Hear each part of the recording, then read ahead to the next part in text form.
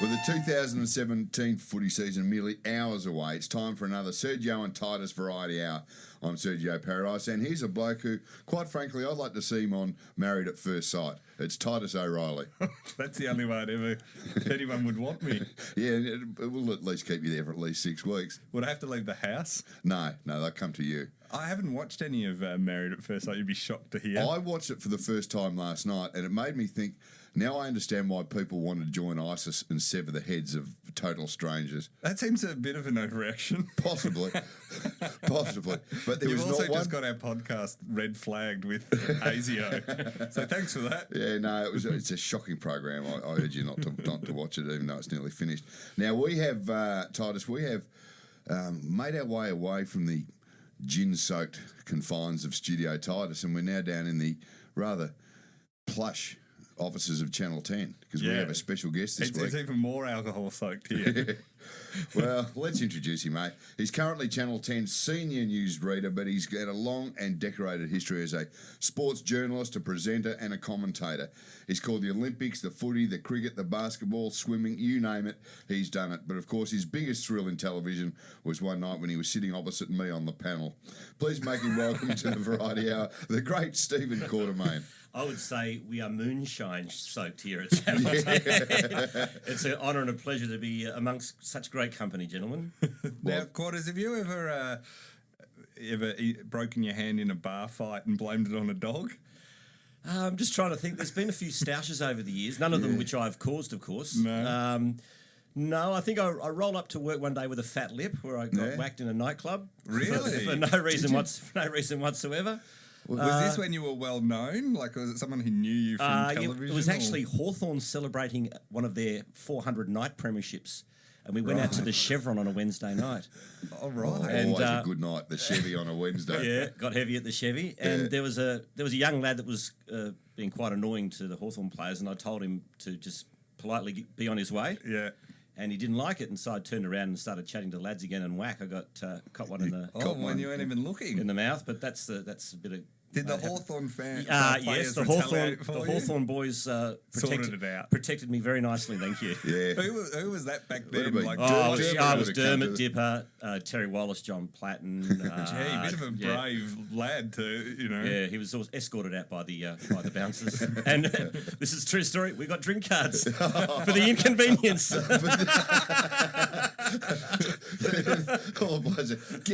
Get Quarters back. He's good for free drink cards. Right. Let him get King hit with free grog. It wasn't too bad, but unfortunately those things happen. They still happen, which is a byproduct of I guess being in the limelight. Well, it seems with Jordan De Goey's problem was, and it seems this is the thing with AFL players pretty regularly. They occasionally think that it's not going to be found out. And that's the thing that staggers me, because in your experience, it all outs eventually. Back in the, use inverted commas, the olden days, things were hushed up a lot by clubs, and journos were mates with players, and there was occasionally things were covered up, and the favour would be returned in the future by giving us an exclusive story. But these days, because of social media and phones, etc., and the way the media operates, there's no secrets at all. So how he thought he was going to get away with it is absolutely mind-blowing. Well, Jeremy Howe got away with it because he involved a frisbee in his story, and that one I always think that was it. He broke it playing cricket, didn't he? Well, that's what was always the thing. But that was the theory. Allegedly, he stuck to his story, and that was the thing. Like, he never deviated, and even when there was the evidence that he'd played, he just denied that was where he injured it. And the thing was, and you have to wonder, because everyone must know. But even if he was fibbing about that cricket match, it's not as bad as getting whacked at a nightclub on a Friday night. It's a game of cricket. There is a difference, and he still. But you're right. He did stick with the story. But it's Collingwood's first loss of the season. that fight. I tell you, it was mind blowing. And even it was funny because after we ran the story and Nathan Buckley was explaining it on air, I came back to Brad McHugh, our sports presenter, and in the throwback, and I said, I'm having trouble buying this story.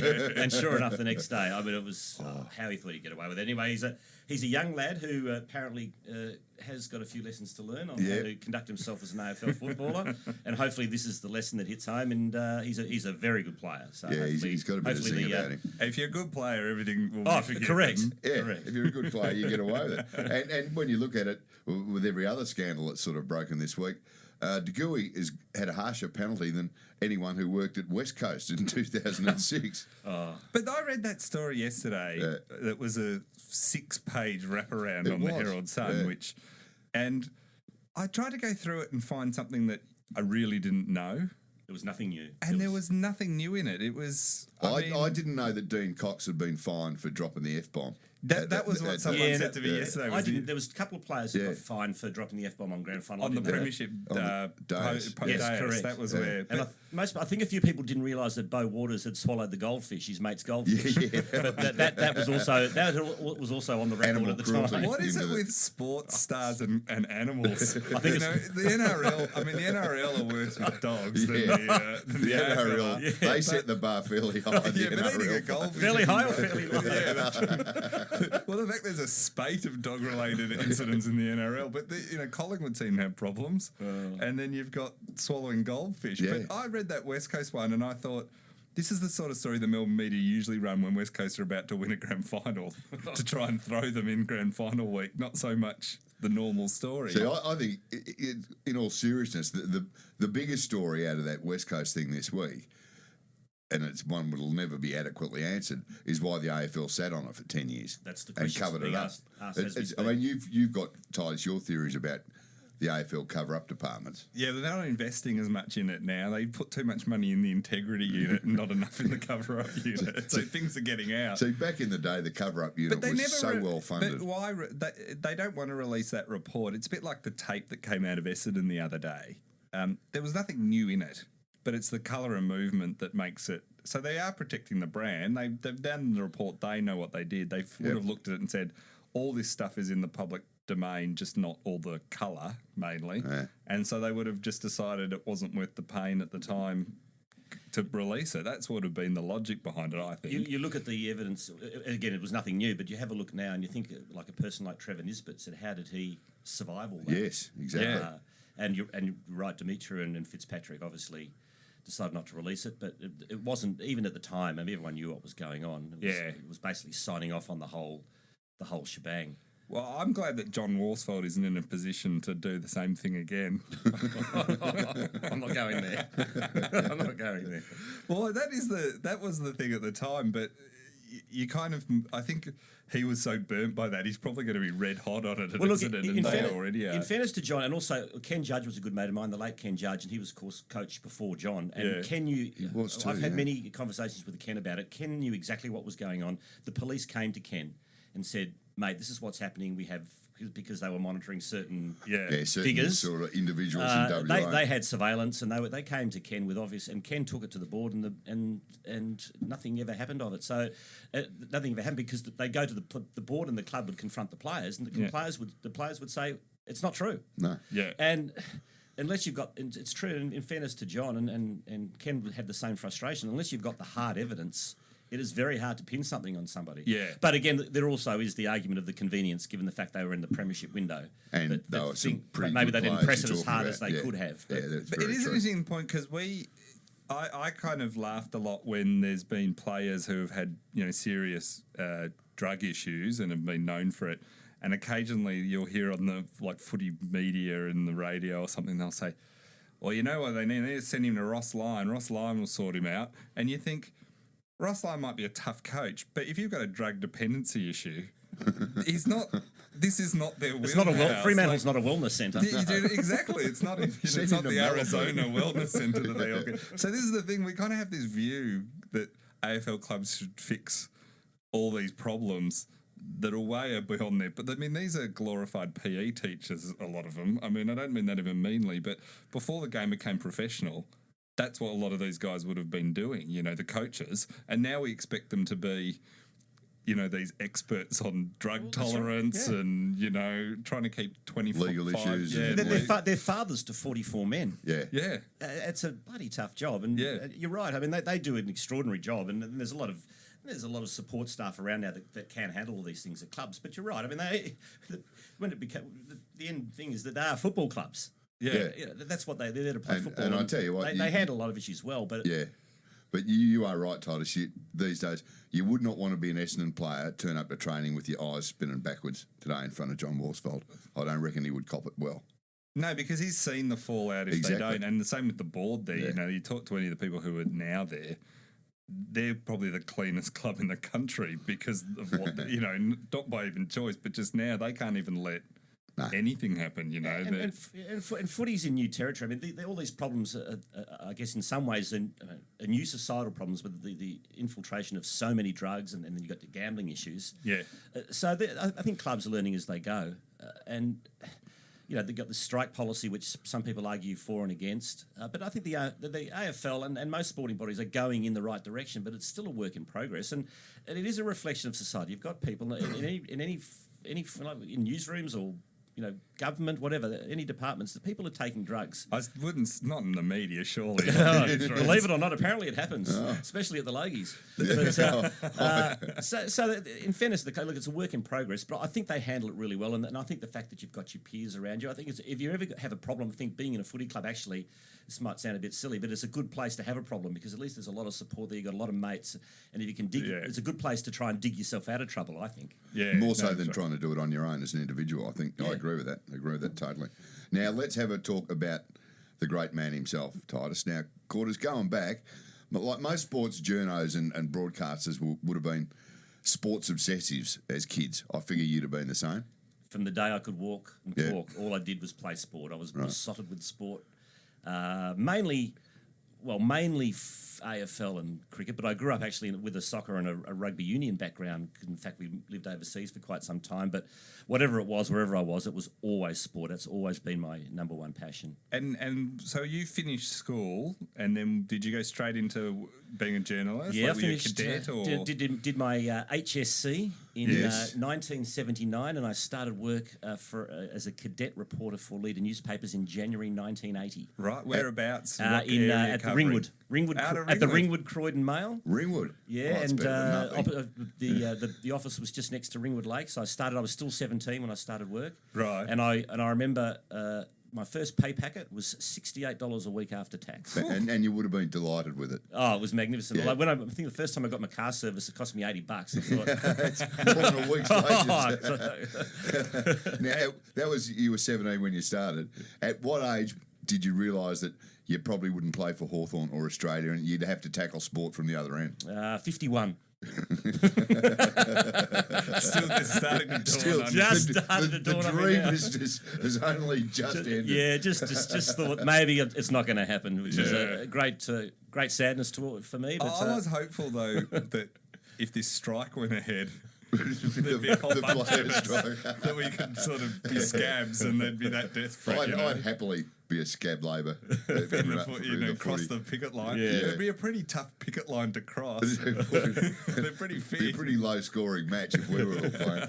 But no, it was I guess most young kids wanted to open the batting for Australia and play for full forward for Hawthorn. But I think I realised in my very early 20s that wasn't going to happen. Yeah, so probably Jason Dunstall had you covered, and a little Peter bit. Hudson before that. So I had to give up sport at about 21. Just for work, because I work weekends. I work weekends for 30 years. But were you doing sport when you were doing the cadetship? Was it all media? No, I did 2 years. I just did 2 years at leader newspapers, and I went to the ABC for 3 years. Yeah, where I did predominantly police rounds and politics, but there was no one with any interest in sport. And on the weekends, they said, "Would you like to go to the races, the grand final, the test matches, the Australian Open tennis?" And you're like, "Are I went, serious?" Yeah, okay. And so you're going to pay me overtime to go to these events and have the best view and meet all the stars and report on it. they said yes. I said, I'm in. Yeah, done. So that was it. And then my real love affair with sport and the media began. So no one else was interested? Not really. Not at the That's ABC. hard to imagine, isn't it? This was ABC Radio, yeah. Just all a bunch of lefties. Yeah.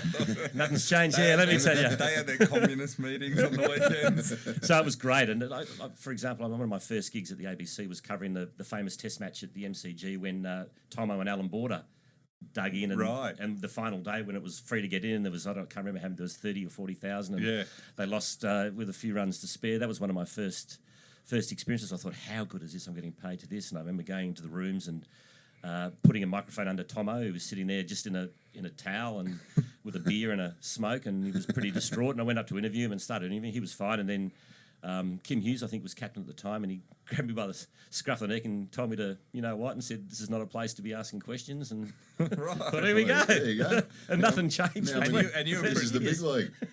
So you were how long? You were 3 years at ABC. I was 3 years at the ABC, and then I got poached by 10, and I started at 10 in December '84. I was at the races, actually. I was covering the Melbourne Cup, I think, and a young Bruce McAvaney and an even younger Eddie Maguire came up to me because I'd been doing a lot of tribunal work for the ABC, as in the AFL Tribunal. Yeah. And I got to know a few of the guys, and they said, look, there's a vacancy. We want you to come and join us. And that was it. So I started. Come on over. That's right. 84. I remember I was working at Channel 10 at the same time. Yeah. And when Quarters joined, because it was just after... The only reason I got a gig at Channel 10 was because in the publicity department, they were all women, and they really wanted someone who knew something about sport because they had the 84. Well, women can know stuff about sports, Serge. Yeah, this is 1984 I'm talking about. Oh, back then they weren't allowed to. No, the boss, she said, none of us here know anything about sport. We've got the Olympics this year from Los Angeles. You know a bit about sport. We might give you a gig, which I did. And then Quarters joined, and as I've said here before, he sort of name dropped completely. There was that whole little rat pack there was Quarters and Eddie and Bruce McAvaney, who was a couple of years older, and it was just... Who else was there back then? Yeah, Clem Dimsey. Yeah. Tony Banks. Tony Banks. Yeah, that's a very good get. Yeah, Tony Banks. He was a grumpy old bastard, Tony Banks. And a little bit later on, Danny Malicki joined us as well. That's right. He was there for a little while. That was pretty much the team, and then we had little cameos from people like Bridget Duclos, Jennifer Hansen. Yes, correct. Just trying to think who else, but pretty much it was me, PD, Bruce, and Eddie. That was sort of and then a bit of Danny, who did a lot of the races as well. So that was sort of the team. It was great times. So back then, though, was the covering of sport... The sport wasn't as professional as it is now in terms of the dollars and the staff around it, so was it just a completely different world? There was no such thing as a media officer or media department. It did not exist. Right, when you just ring a player. Yeah, just ring a player or a coach. So it's the connections you had. So if you didn't have a number for Dermot Brewer and you had to ring around to get it or something. You just go to the Chevron. Once you had it. Well, Dermot and I did share an abode for about 18 months. That was an interesting experience. Too. But, really? If it was a really controversial story, you'd ring the football manager. Yeah. And that was the way. But of course, there was no mobile phones. So you had to front up at the club or just go and knock on the door of their house or... It was a lot more difficult, but by that factor, we used to go out a lot because it was they drank pretty much the footballers. Most of them drank 4 or 5 times a week, and they'd go out. they'd go out Saturday night, they'd go out Sunday night, they'd go out Monday night, they'd go out Tuesday night, and some of them even went out Wednesday night, and that's how you met the guys. And you know them, and then they'd dry out for a few days into the game, basically. And you got their trust, and so it was great, and that's how you form relationships. It's completely different these days. You wouldn't be able to. You can't. They get annoyed if you don't. If you don't. If someone rang a player now direct, and the player the club would crack the proverbials. Yeah. So and there's no such thing as spin doctors in anything. Even government hardly had media relations back. It was a completely different world in whatever aspect of journalism you worked in. You forget about how much having mobile phones has changed everything. Like how much you could just go off the radar completely for days. Correct. And it was completely explainable. You just weren't near a phone. And when players didn't want to be contacted, they genuinely couldn't be contacted unless you had their home phone number or knew where they lived. One of the first things I reckon I bought when I sort of got my own little place back in those days was an answering machine because it was the only way anyone could ever leave you a message and you could ring someone back.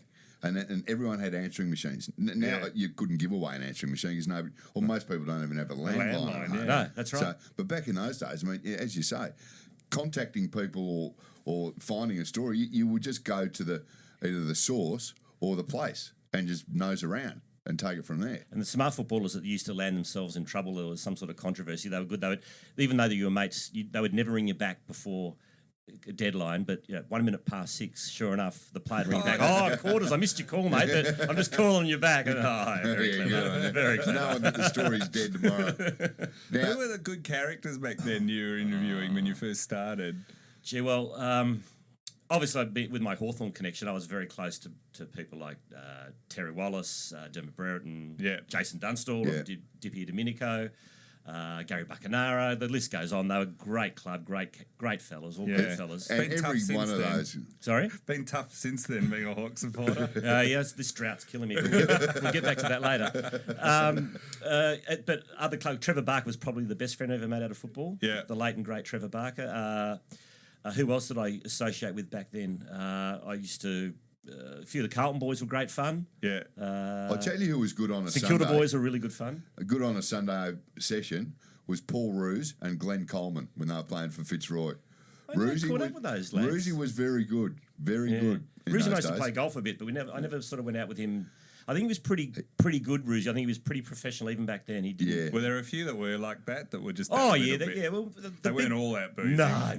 I'm only talking a minority, not a majority. But Saturday night was the big Saturday night and Sunday, late Sunday arvo. They were the big sessions at the Nicobella's.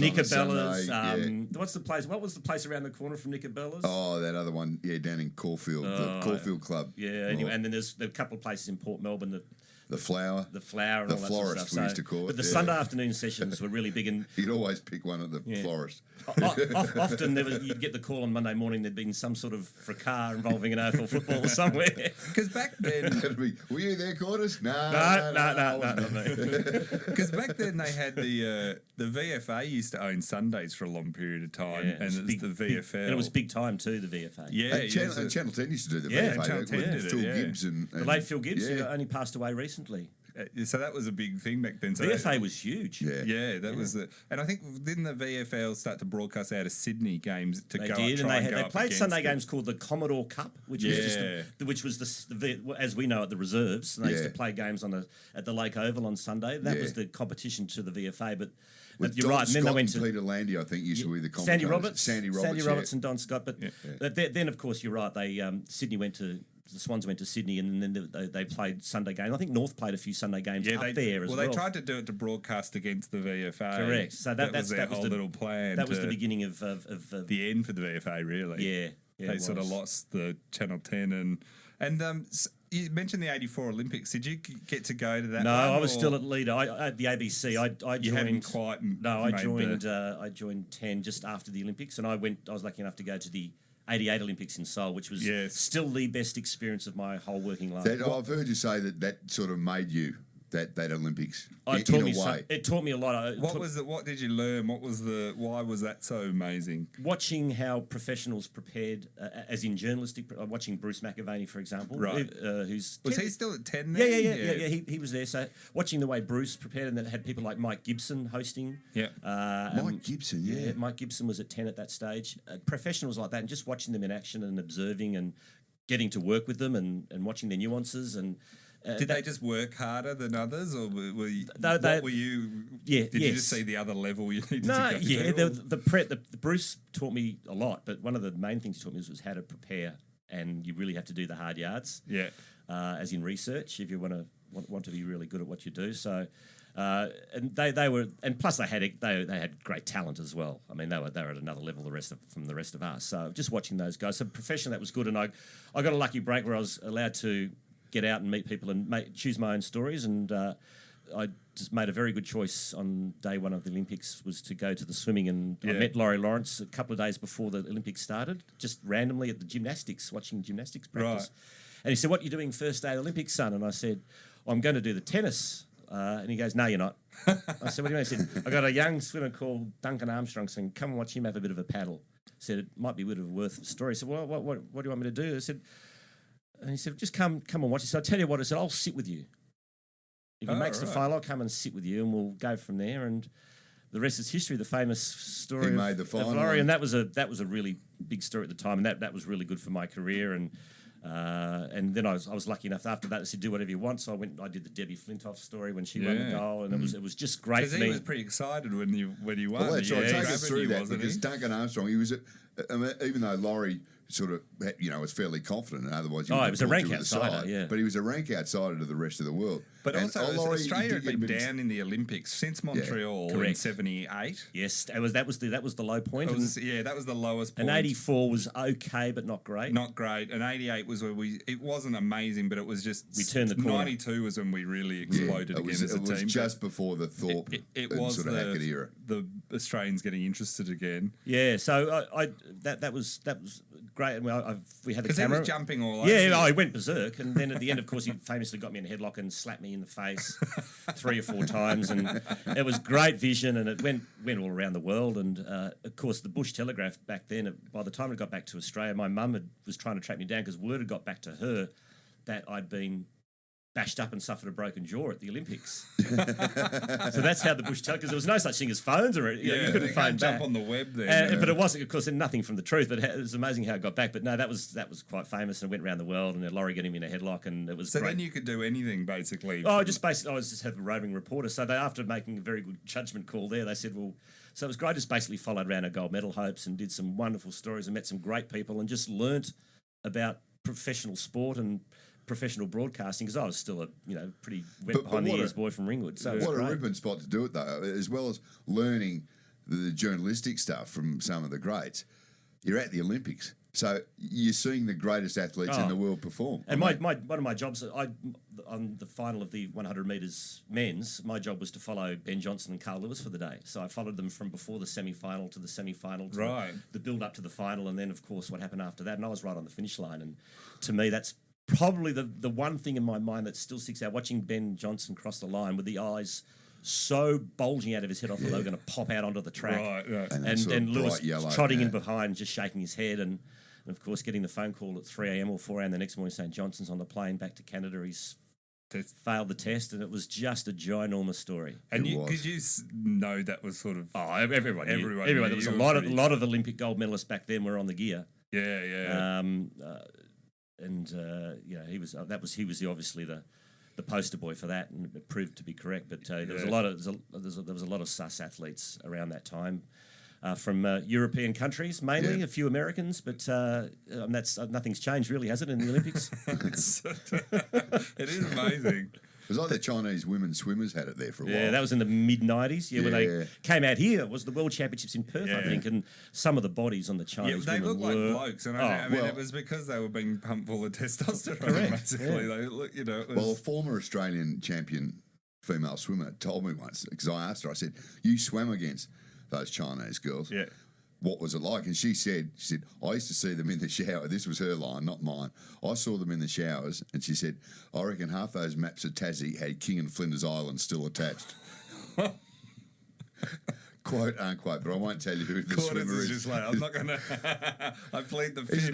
This is not going live, but we'll cut that bit out. We'll cut that bit out in post. But you go back to poor Raylene Boyle. She should have been at least a dual or triple Olympic gold medal. Yeah. She got absolutely ripped off by the Europeans and all the steroids they were on. And it's like Russia now. The only difference now is Russia's been banned. Yeah. They actually... They're even like open about it almost now. Well, it's state-run over there. Yeah. They're not even vaguely... It's unfortunately it's right through a lot of the professional sports. It's pretty hard to stop. Well, it's just because they're ahead of the scientists and the chemists. But this is the good thing about passporting, which is when you get your original blood or urine sample and it's kept for a long, long period of time. Yeah. This is one of the reasons how they caught people like Lance Armstrong, not Duncan Armstrong, Lance Armstrong, because they passported it. And this is how athletes, and they've been, like they caught the Russian Walker, and so this is going to be happening. This is going to be happening. This is where, for people that don't know, the passports, when they take basically a biometrical, all your levels of all the different various hormones and they might catch you chemicals in your 4, body. 8, 12 years ahead. So they know that they know that this is sort of, it gives them a baseline based on the individual, not on the... It's a bit like keeping some people have just had naturally high testosterone. Correct. So, but if you go much lower or much higher, all of a sudden they go, hang on, the alarm bells start ringing. So this is a really good thing. So a lot of the guys that guys and girls that at the moment are ahead of the testers, eventually are being and will be caught. Yeah, it's a bit like keeping a DNA sample from a crime scene. Yeah. That hopefully in 10 or 12 years' time there'll be a match or something. It's a bit like that. So, it does upset the apple cart if down the track people have to be stripped of gold medals. But it's better they get Lance it right Armstrong eventually. is the number one. I mean, so many millions of people were gutted when that happened because he was the poster boy, wasn't he? He was the big hero. It would be it also proved that the worst thing about that whole Lance Armstrong thing is it proved that the French that they were right. Yeah, because for years they'd been saying he was a cheater. But the one thing I'd say about his era, and this is not letting him off the hook in any way, he was probably almost in the majority in that sport at the time. That sport was just, and then now they've found out one of our favourite stories that came up in the last few years, last year on this podcast we've talked about quite a bit, is the discovery of the silent motors that a lot of these bikes had in them. Yes. So it's not. So you kind of got doped up guys. But you wouldn't have thought that the scrutineers would have seen a little motor on the bike. Apparently, this guy who designed it, he was sort of this genius, kind of, and it's so small, it fits inside the bike, tube. The tube. This guy should have a Nobel Prize. It just gives How clever is he? It just gives it. Yeah, he sold it the patent to one of the teams for and he said, I suspected it was for cheating, but I don't ask too much questions because it was $1 million.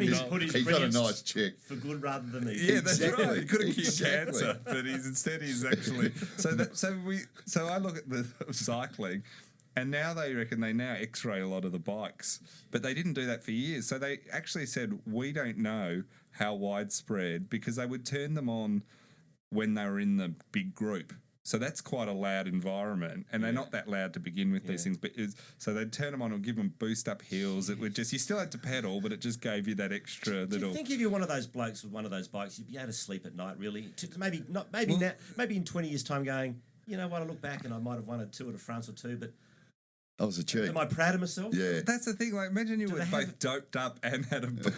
You're kind of getting to the point where it's like. You're not really. You should be a bikie, not a cyclist. If you want to be doped up and ride something with a motor on it, not an Olympian. So that's always. So what other Olympics did you go to? Because that's it. I went to Sydney. I covered Sydney. Believe it or not, I covered the Sydney Olympics for the panel.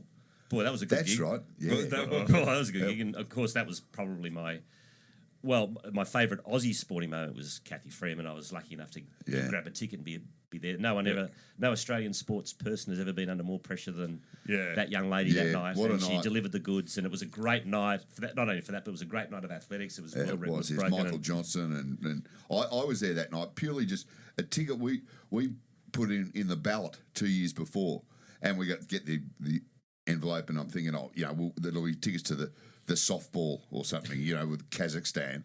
And then it was night session athletics of the date. And I thought, that'll be okay. And I checked that. So I said, you know what? That's the 400-metre Kathy Freeman night. This is pretty lucky. And we had seats down about near the fence, about 20 metres past the finish line. So I just saw her cross the line there. And Steve Waugh was sitting in front of us. And I remember thinking, how good is this? This is so lucky we've seen a bit of history this night. And again, as you say, there was Michael Johnson won the 200. And there was another great, I can't remember what event it was, but it was just a sensational thing to be at. And I wasn't there for any work function, but as you would have been. Yeah, that's one of the, arguably the greatest night in certainly Australian Olympic history. But the whole thing with that, the vibe around Australia, and I know that's but the feeling, it's hard to describe now, but there was this feeling around Australia when the Olympics were here, even in Melbourne. I was in Melbourne at the time, I didn't get to go up, but even around here, just exciting. People were proud of being Australian. There was events like that. It was just fun. It was party time everywhere. Well, they did it well. It was a perfect place to have it. I mean, have Sydney Harbour magnificent, and they did. It was a clean city. There was no drama. Everything worked. I was there for the whole 2 weeks, and it was the security was still. Yeah, the security still. It was there, but it wasn't like it is now. It was just before. Yeah, before the world lost its innocence, I suppose, with terrorism again, but with terrorism, and so that was probably the last Olympics where it was the security was a bit more open. Yeah, I agree. Because it was funny in Rio how over the top the whole thing was, and even my favourite Kitty Chiller setting these like babysitting rules for the athletes and stuff like that. It was isn't the AOC in an interesting spot now? It is interesting. But What are your thoughts on Johnny Coates? The politics that's going on behind the scenes as we speak? It's unbelievable. It's in May. I think May 6 is the date where it's decided. Yeah, the election. Is there some proverbial going to fly over the next couple of months? Well, because people don't know that John Coates has been warring with who's the head of the AOC, John Wiley, and he's been fighting with John Wiley, Sports Commission, the Sports Commission, and Coates, who's been there for 17 years, I think, is in that particular role. That particular, he's been there even a lot longer. Involved in the he's being challenged by Danny Roach. Danny Roach, the former hockey gold medalist, wasn't she? And she's on the St Kilda board. She's a fantastic lady. But she's also seen as in the media trying to position her as linked to John Wiley, because John Wiley and John Coates had a stand-up fight.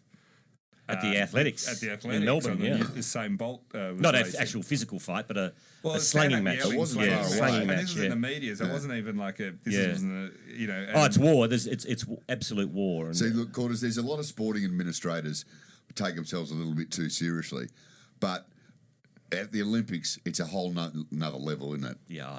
They just the egos. Well, the dollars as well, but from the top down, it was like remember old one Antonio Samaranch.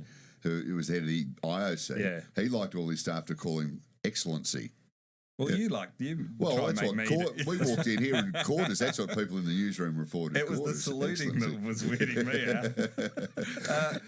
But it is another level, is it? Because but you think Coates has been there a long time. I mean, it's a shame it's happening like this. But you kind of think, and this is not my view on Coates particularly, but when I've looked at where businesses have had CEOs for that long period of time, and they tend to become personal fiefdoms a bit. And even if the person's a really good operator, it's very hard to avoid that. And organisations need change every now and then, I think, at the top to... I think you've absolutely summed it up brilliantly. John Coates has done a wonderful job for the AOC, but he's been there a long time. Yeah. And it is, in my personal opinion, it is time for a change. And I think Danny would be a wonderful replacement. And you have a look at, I always go back to, look what Jeff Kennett's done. Jeff Kennett was at Hawthorn in this amazing era. Yeah. Got out halfway through. I mean, of all blokes to get out when the going was good, Jeff said, "No, that's enough." Bang. He did want to fire Alistair Clarkson a few times, though. I like to. But he got out. He got out when the going was good, and now he's just done this with Beyond Blue, which is his real baby. He's got out, handed it over to Julia Gillard. I agree. CEOs, no matter how good they are, there needs to be change.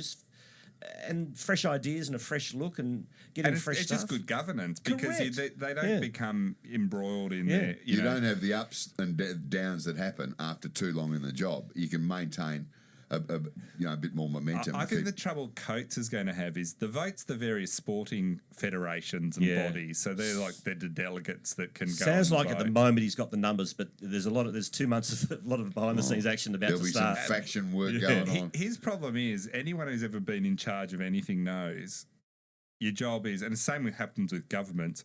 You're trying to keep a bunch of different stakeholders happy. And in doing that, you often have to annoy some of them along the way at different times. It's how much in Coates' 17 years has he got people out there who right now are probably saying to him, all right, we're supporting you. And to your point, it's 2 months ago, if they smell that there is going to be a change, away they'll go. They're not as scared of voting against him and then finding out he wins. It's that thing of, Machiavelli used to say, if you're going to kill the prince, make sure you kill him. Yeah. I reckon they're all just waiting a bit going, how serious is Danny Roach as a Well, there's going to be a lot of mud. So I know Danny's got swimming, which is one of the big ones. Because swimming obviously had a big falling out with Coates and John Bertrand, et cetera, et cetera. So it's cycling, obviously, because that was the politics with Mal Speed and the AOC. So some of the higher profile sports are certainly going to be behind Danny. But the trouble is, I think they only get a vote. They only get a vote. So they're the same. Correct. Archery and what about Quidditch? We're world champions. Quidditch. Yeah, I'm not sure where they stand on Quidditch. I'll have to get back to you on that one. What about cheerleading? The IOC that's going to be an Olympic sport. It's a very difficult job. Very difficult sport, cheerleading. Needed very good aerobic capacity. Mascots. So that will be interesting, though. I'm just waiting for the sports betting markets to actually start announcing you can bet on the AOC. Bet on everything else. Bet on everything else. Bet on everything else. Quite amazing how much that. Now, we taught the Olympics, but getting to important sport, back to footy. You're Hawthorn fanatic. I yes. And Why Hawthorn? Well, this is a very good story because my parents were not from Australia, so my dad is a Kiwi, my mum was England, and my mum came out after the war, and Right. my dad came here on a holiday and never went home, so they had no idea about AFL football. So you're an immigrant. I'm son of an immigrant. Yes, I'm the only one born in Australia, and so I was born So here. is it possible your dad could be deported if he just came here and He never left went the back? Comancheros quite a while ago, so I think he's all right. And he got all his tattoos laser, so I think he's all right. So I was born here. We moved to New York. We moved to London. Basically moved to Sydney. Anyway, cut long story short, came back to here when I was about 10. But while my father was overseas, he was entertained back here. We went to a game at the MCG. It was 1968. Right. I was 6 years of age. Hawthorn played Melbourne at the MCG.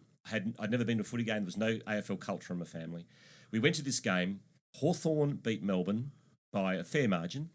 So nothing's changed. Yeah, that's right. I think Peter Hudson that day kicked a lazy 13 or 14. Right. Anyway, I went down to the rooms after the game as a guest, and I met Peter Hudson, Peter Crimmins, all the 68. stars. They were, So this was 68, and it couldn't have been nice. Even they were just so delightful to me. They shook my hand and they talked to me and patted me on the head and all that.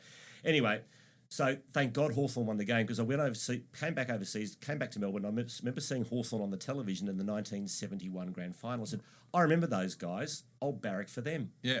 So I came back to Melbourne. I didn't have a team. So I thought, thank God Hawthorn beat Melbourne that day. What a life of misery I would have had if the Demons had got up.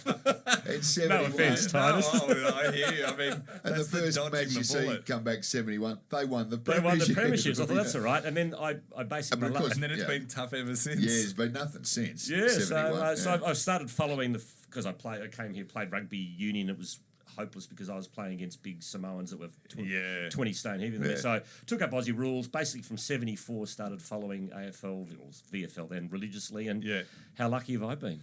Well, this is the thing. I mean, I bet you regret the merger didn't go ahead.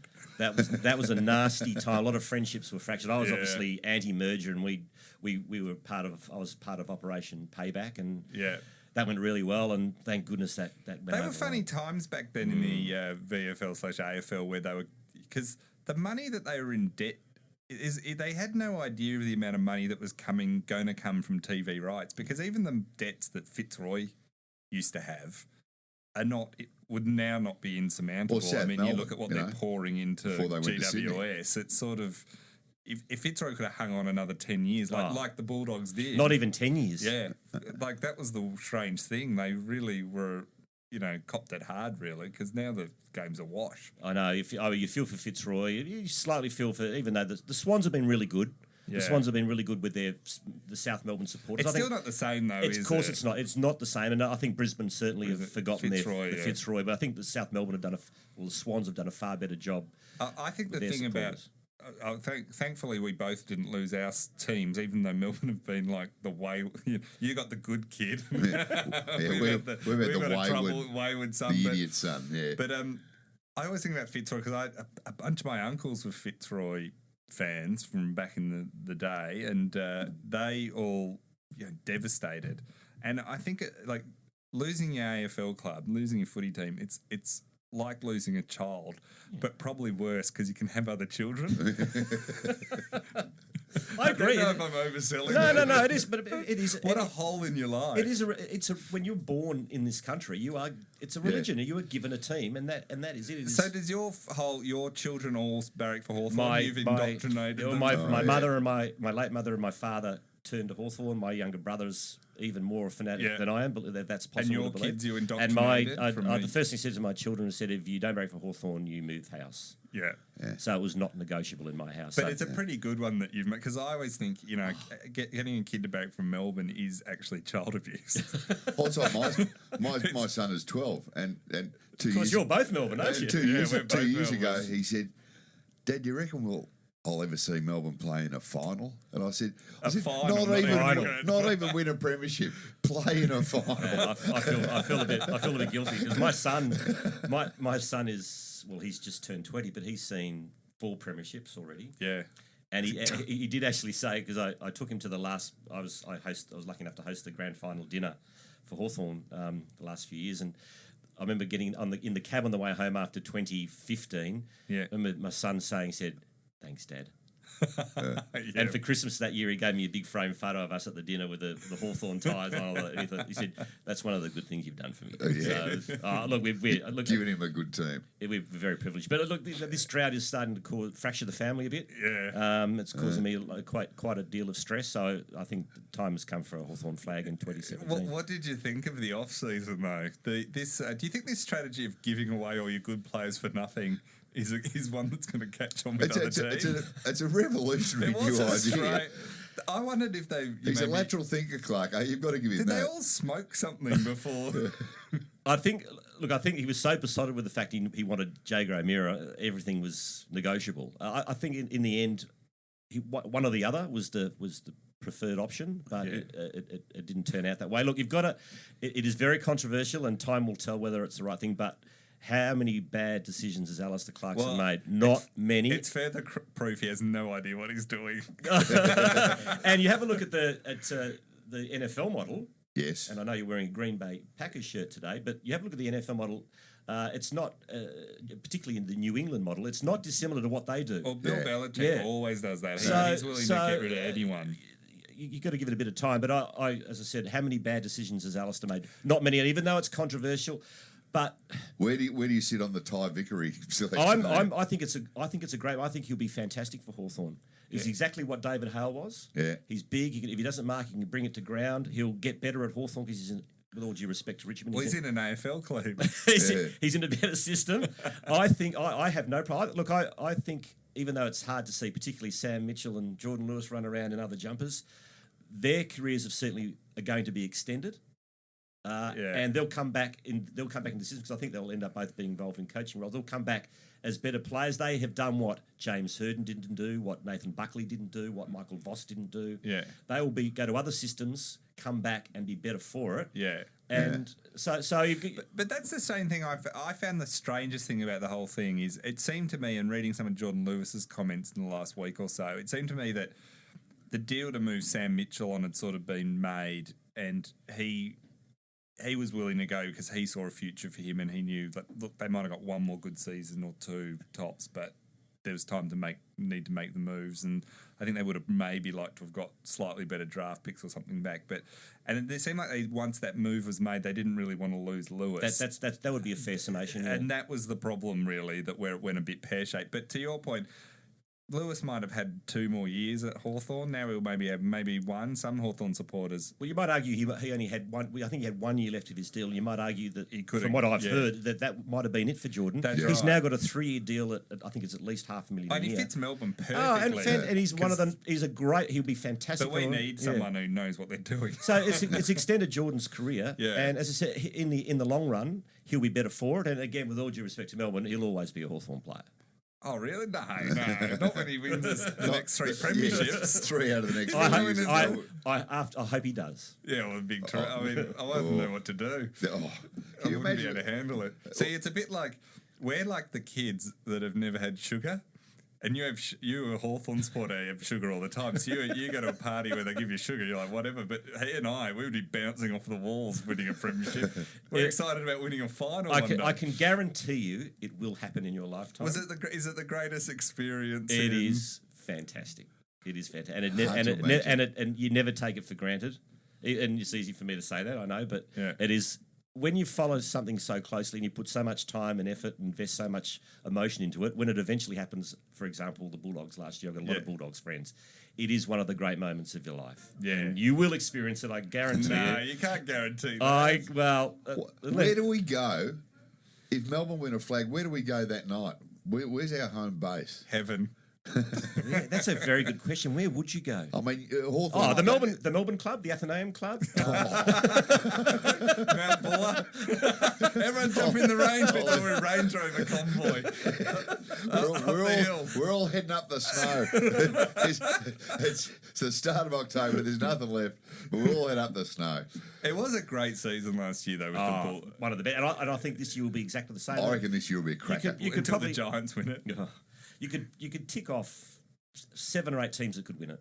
Well, that's what I think. I was looking at starting to do a bit of prep for writing stuff to preview this round, and I was starting to look at all teams. And you can make arguments. There's a few clubs you can make an argument will fall either in or out of the 8. But there's about 12 teams that you could be in the 8, depending on how other teams go, even maybe a little deeper. Like you can't get, I discount Brisbane and Carlton as not being able to get in. And then the rest you can at least make not necessarily compelling arguments, but at least say with a bit of luck and like Collingwood, you don't know. I mean, I don't think anyone. The Suns, I think if they stay injury free and they're going to be better. Collingwood, I don't think you can win anything if your forward line's built around Jesse White.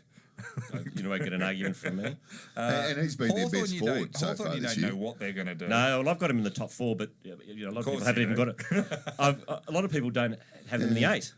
Well, that's so there you go. Like, and you don't really know. How do you write Hawthorn off? How can you not at least have him in the 8? Hawthorn remind me I think of Hawthorn as a bit like the Melbourne Storm. As long as the Melbourne Storm have Craig Bellamy, they're going to be good. They're going to be good. They might, and Cam Smith too there a bit, but the systems and you don't get a game there if you can't play your position to a certain level. And that's where you got to say the Sydney Swans. I mean, John Longmire's the same. He's so underrated. But look at the Swans. They were virtually toast a couple of years ago. Yeah. And now look at how they've reinvented themselves with half a dozen players we'd never even heard of last year. So their system's fantastic. And they didn't think they were going to make the grand final last year. They were picking their peak 2 or 3 years from now, which they're starting to enter. So like they'll be.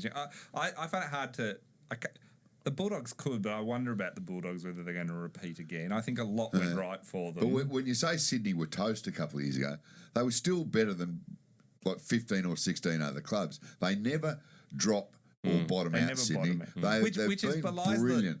It makes a lie of the story that the Richmonds and the Melbournes and a lot have peddled their fans for years, which is, you got to take rebuilding, and it's really just badly run clubs. Yeah. Yeah, I think more than anything else. Well-run clubs don't need into rebuilds. Melbourne in the early 2000s. Well, you look at Richmond and Hawthorn were exactly the same position in 2004. Yeah. And what's happened since? There's something deeper than just... Yeah, I agree with that. You go down and you come back up. I agree with that. I even found Essendon when they beat us last year, they just don't... give up those guys. They're just always in a fight. There's definitely a cultural thing that permeates through the club, and a lot of you get your old personalities back. For example, you got the Watson sort of dynasty at Essendon, and you get they're a bit down on Danaher's. They should send Joe out to start. I reckon. But there's a lot to be said for the last 20 years to have those old players, just that culture through the winning culture. It counts for a lot. We had the Phoebes. Yeah, we had the Phoebes, but there's not going to be another generation of Phoebes coming along anytime soon. No, you're on the Melbourne. They're on the right track. I still think they're a bit short this year. I think they'll finish 9th or 10th. They could easily make the finals with a bit of luck. Yeah, but I still think they're 9 or 10 this year. It's consistency for them. Yeah, and winning away. Their good's good, but their bad's really bad. Yeah, so exactly. It's that levelling the not being able to beat Carlton last year to get into the final and get beaten by Essendon, and St Kilda are a bit the same way, and they were last year. Everyone's talking up St Kilda, and they will improve this year, but they're a bit like Melbourne.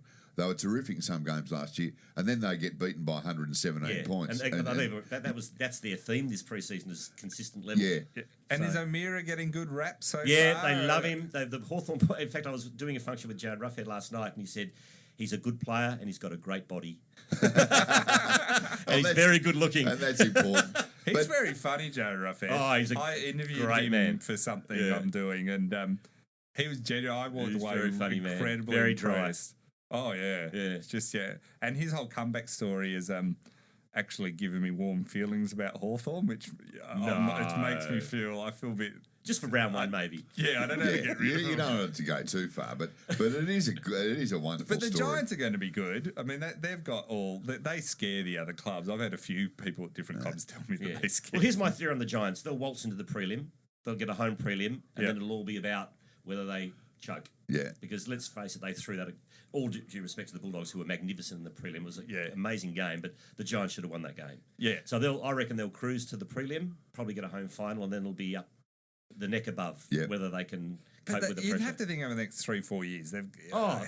They should win at least 2 premierships more. Yeah, that list is outrageous. The AFL have over-egged that one a little bit, don't you think? Can you imagine if the Giants win the next 3 flags? See, my nightmare scenario is Melbourne finally make a grand final again and get beaten by GWS. Yeah. And it's like that, you know what I mean? That would, I thought that about last year. I thought, imagine the Bulldogs miss out on this fairy tale if they'd lost to the Giants, a team that it's going to happen. Doesn't have the history. You wait for 50 years and then you get beaten by Frankenstein's monster. The Giants are going to win one, and it'll be very interesting to see what the reaction is on grand final day. Yeah, but we have to embrace them. And it is a national competition, and I have no problem with that. I think it's what people get upset about is the over-egging, don't you think? Like, no doubt. I mean, they're already starting to put the clamps on that already. But you look at the Suns. I mean, they made some poor choices with their marquee players when they started. Well, they really the Giants haven't, and that's been a big difference. Yeah, the two franchises. Again, it comes back to well-run clubs, and that's not to say the Suns have been poorly run. Oh, no, they've been poorly run. But there's a fine line between really well-run clubs and one or two mistakes that can, as you say, to bring the whole thing crashing down. Well, the Suns have had a great start to the year already by annoying Koshy. That's been the favourite story. You would have thought Koshy might be more focused on actually Port Adelaide winning a game than worrying about winning over China. What jumper their opponent, and they wouldn't even have the home game. They forced the Suns to have the home game, and now he's whinging, mate, cop it. Well, that's the other thing too. That whole fight seems to have gone out of that now. We haven't heard about that the last couple of weeks. Do you honestly think we could win over China when we can't even win over the western suburbs of Sydney? I mean, that's let alone New Zealand. We couldn't win. The Saints couldn't win over New Zealand. We're struggling in Queensland. It staggers me that we continue to push the game overseas. It's only and it always will be an Indigenous game. Exactly. That's right. What about AFLX? That they've been trialling secretly, but now people are starting to find out about it. Well, it's worth a go, I suppose. But the trouble is, it's still not the same game, though. Where are the players? Are you going to get? Are going to be AFL players? I think they think it's going to be sort of early, like people who've just retired, or it's a game played like socially. Do you really want to watch that? No. I want to watch the big that's stars the whole point. That's right. I don't know. And it's still not the same game. Although, as we said, that any sport becomes more modern and a lot faster if you put X in it. I think they've all seen the success of the Big Bash League, and it's all gone a bit to the AFL need it. Their product's fantastic. Every sport in the world's trying to do it. And the thing that cricket, I thought, has made the mistake of is it got to the point with cricket I love cricket, but it's just always on. There's all the time. There's no off season. You never miss it. And AFL's kind of great because you get that bit where it's a forced break, where even though all the news runs and everything, you actually do start to. By the time it's back, you're really excited. I'm an advocate for cutting down the AFL season. I think it it's should be just 18 matches. It's too long. And now you got the AFL Women's as the lead in too. That sort of closes the gap even. Yep. Have you watched much of that? Yeah, I have. It's been really entertaining. Actually, the game on Sunday between Collingwood and Adelaide, that was a ripper. That had everything. Yeah, that had argy-bargy, great goals, great play. I thought that was the best game of the women's game. I've been surprised how entertaining it is. I thought more that I always was a supporter of the league, of the idea of it, and I thought it would be good, but I thought it would take a few seasons for the skill level to come up to where it needed to come up to. And the first round was a bit like that. I think the skill levels really exploded in a short space of time. And watching Sarah Perkins for Adelaide, that was great. Mark everything down there. It's like old. We were saying earlier in the week. It's like old school full forward, big chunky full forward who doesn't go far from goals. Yeah, she was on fire on the weekend. So I think it's great. It's very hard when your team. I mean, I would embrace it even more if there was a Hawthorn playing. But I still got into it a bit. I won't fully get into it until I have something that really when it really means something to me, because I'm. There's a Hawthorn team, but I know the Hawks are putting in a Box Hill team next year. So, but I think it's been a big winner. The only thing that hurt me is we managed to finish third and still miss the finals. So it's true. What about the Gabba not even being able to have the game, the ground ready? Was it such a Melbourne thing? No. Kevin Mitchell is not a big AFL fan. He just doesn't seem to get where what would the money be there? If AFL put a lot of money, they bankroll all the grounds. The AFL bankrolls all the grounds. Yeah, that's right. Because I know the MCG and South Australia and everywhere, it's all AFL. So he's basically turning his nose at his biggest employer, really. Yep, clearly he's not an AFL fan. I can't see him lasting for a long time. No, I think this is his last year. I think. Oh, so now I think that's why he doesn't care. He was planning to retire anyhow, but now he just he doesn't care. No, the Gabba test is the Ashes test, is it not? Yeah. So that's his swan song. In November. Right, that's it. Because they all think they're bloody artists, these guys. They're not in India. They're butchers in India, the curators. Get out the blowtorch and the car. Have you seen all the groundsmen in India when they all come out? They look like they should be on a chain gang. They're all wearing like the green sort of They do. They jump the suits uniforms and the jumpsuits, and they all come out bearing like weapons that they just take to the pitch. chop into the pitch. But do you think Australia will ever find a all-rounder that we need, or do you think it's like our Moby Dick? No, we will get one. We will get one, and particularly with the Big Bash. I think there's guys that are now really, even though it's a completely different form of Test cricket, but the guys' skills in batting and bowling, are just improving so dramatically. So I think that I think the all-rounder will have a bevy of all-rounders in the next decade, because I think that's the way the game's going. Because you need to bat and bowl these days. Yeah. So I think in the next 10 years we will get one. The problem is everyone else will have one. Well, that's true. But at least I reckon we'll get some beauties. And we should have, just as we wrap up, you're actually back commentating, calling this year. Yes, I haven't called since 2012. So I'm back working for Hutchie's Mob, Croc Media. So I'm not travelling. I'm just pretty much doing Saturday afternoon games. In Melbourne. That's it. And just calling with, I'm basically doing some work with my mates. So I'm calling with Peter Donegan, Robert Walls, amongst others. And it's just going to be a good mob. Sitting there, having a bit of fun. That's great. Screaming your lungs out. Do you miss it? I do. Live sport, calling live sport, particularly AFL, there's nothing. It is a great. Because how long did Channel 10 have the AFL for? We had it for 10 years. Yeah, because when that happened, it was almost a bit of a surprise that it was going to be 7 or 9 or whatever, and then Foxtel would come into the party. So it was a very good thing for Channel 10. But 10 did a lot of the innovative stuff that's around now. Yeah, and to 9's credit as well, they did when they had it for the first 5 years. 9 and 10 was the best thing. You were doing HD before. Yeah, we did well before. The 9 and 10 consortia was the best thing that happened to AFL ever. Yeah, and the product improved dramatically. Obviously, the TV rights went through the roof, so it was a very important decision at the time from the AFL, and it was a shame to lose it. It really was. Yeah, and now Foxtel's taken over the innovation side of it. Except the lab, I'm not a huge fan of the lab. The lab, I find it goes on a bit long. What about Seven's mega wall? Oh, don't talk to me about the mega wall. See, Seven, I reckon the mega wall. They're really committed to it. Yeah. Do you know what I mean? Like, I like the shot in the mega wall where you've got the press conference ready to go and there's just a chair and a microphone. Yeah. That's on the mega wall. I like when it's like, even on your big screen TV, you can't really make out any of the individual images by the time you look at it. Oh, but they're having a crack, and it's good. Look, fairness to Foxtel and Seven. It's Australians do sport. TV does sport. It's good or better anywhere in the world. So. Look, they still do great service to the game, and we just wish 10 was still involved. Australia was the first country to televise all 18 holes of a golf tournament. And the motor racing, the way we did the motor racing was second to none, and that's been a world model now. Speaking of which, are you off to the Grand Prix this weekend? I'm not going this weekend because I'm involved in football again. Oh, of course. So I'm actually not going to. So what game are you calling this week? I'm doing Melbourne St Kilda. All right. Oh, there we go. And then I'm chuffing off to the MCG. I'll be the guy crying in the... That's going to be a ripper game. So that's my first game. Good. And so I don't know. I think you've lost 24 of the last 25 games that you had. And the last 14 against St Kilda. You've been doing your homework. You've been doing your preparation. That'll be my call for 2 hours. No one beats Melbourne 15 times in a row. Well, no, actually they do. Well, we really appreciate having you on. It's my pleasure. I'm a big fan of your work, as you well know. So it's been an honour to be on your show. And we'd love to have you on another time. Maybe when the next Hawks premiership. So, book you in October. See you in 6 months. October 1st. When I sober up. And we'll be back next week. We will. And Steve Quartermain from Channel 10, thank you very much. My pleasure. Thank you.